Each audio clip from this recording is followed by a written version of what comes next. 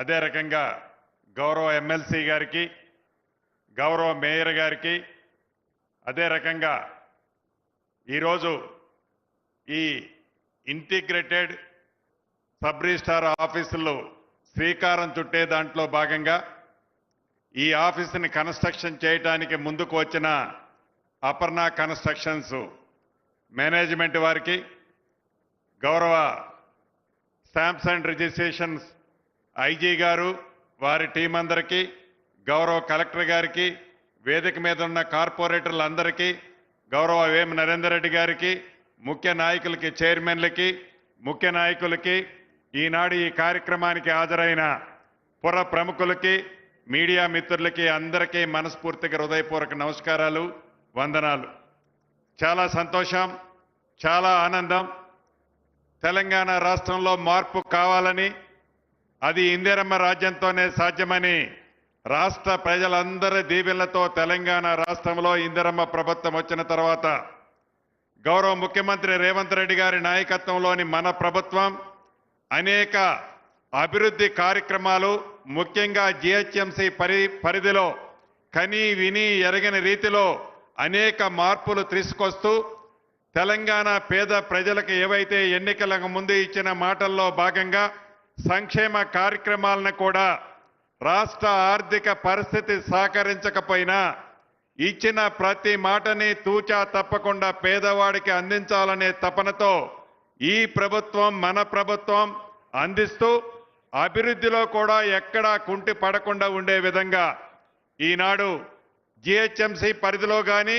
Core అర్బన్గా మనం ఈనాడు పిలుచుకుంటున్న ఓఆర్ఆర్కి inner side ఉన్న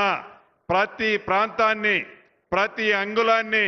అన్ని రకాలుగా అన్ని దిశలలో ఈ ప్రభుత్వం అభివృద్ధి చేసే దాంట్లో వడివడిగా ఆర్థిక పరిస్థితి రాష్ట్రంలో సహకరించకపోయినా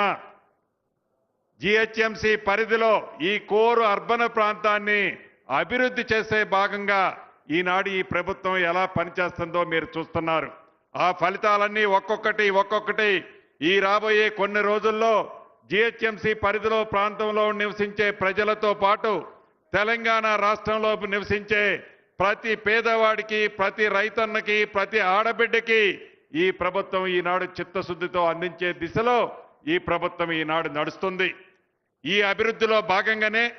ఏదైతే ఇంటిగ్రేటెడ్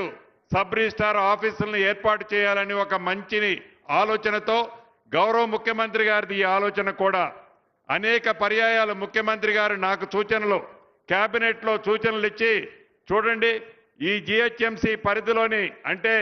ఓఆర్ఆర్ ఇన్నర్ సైడ్లో 39 సబ్ రిజిస్ట్రార్ ఆఫీసులు ఉన్నాయి. ఈ 39 సబ్ రిజిస్ట్రార్ల ఆఫీసులో రాష్ట్రంలో వచ్చే రెవెన్యూ మొత్తం ఈ సబ్ రిజిస్ట్రార్ల ద్వారా వచ్చే దాంట్లో 62-63% రెవెన్యూ వచ్చే ప్రాంతం ఈ ప్రాంతం. మనం అనేక సబ్ రిజిస్ట్రార్లో చూస్తుంటాం. ఈ ప్రభుత్వం రావడానికి ముందు ఏదైతే మనం స్లాట్ సిస్టమ్ ఎలకేషన్ చేయకముందు, స్లాట్ సిస్టమ్ ఏర్పాటు చేయకముందు సబ్ రిజిస్ట్రేషన్స్కి రిజిస్ట్రార్ ఆఫీసులకు వెళ్ళి వయసు మళ్ళినోళ్ళు 70 సంవత్సరం 80 సంవత్సరాలు ఉన్నవాళ్ళు, చిన్న పిల్లలతో వెళ్ళిన తల్లిదండ్రులు, అనేక ఇబ్బందులు వ్యాధులతో ఉన్నవాళ్ళు రిజిస్ట్రేషన్ చేయటానికి పోతే ఉదయం 10ంటికి పోతే సాయంత్రం 4ంటి దాకా కూడా సబ్ రిజిస్ట్రార్ ఆఫీసుల్లో కూడా కూర్చోటానికి చోటు ఉండదు. చెట్ల కిందనో ఆ పుట్టల పక్కనో ఏదో ఆ రోడ్డు పక్కనో చాలా ఇబ్బందులు పడుతున్న పరిస్థితి గౌరవ ముఖ్యమంత్రి గారు ఈ ప్రభుత్వం గ్రహించి రాష్ట్ర ప్రభుత్వం మీద భారం పడకుండా, రాష్ట్ర ప్రభుత్వం నుంచి ₹1 కూడా ఖర్చు లేకుండా ఏవైతే జిహెచ్ఎంసీ పరిధిలో ఫేజ్ 1 కింద ఈ 39 సబ్ రిజిస్ట్రార్ ఆఫీసుల బదులు 11 సబ్ రిజిస్ట్రార్ ఆఫీసులు ఇంటిగ్రేటెడ్ ఆఫీసుల్ని ఏర్పాటు చేసే విధంగా మొదటి విడతగా ఈనాడు ఇక్కడ 4 సబ్ రిజిస్ట్రేషన్లకు సంబంధించిన ఆఫీసుల్ని ఇంటిగ్రేటెడ్ చేసి 6 సబ్ రిజిస్ట్రార్లు ఉండే విధంగా సుమారు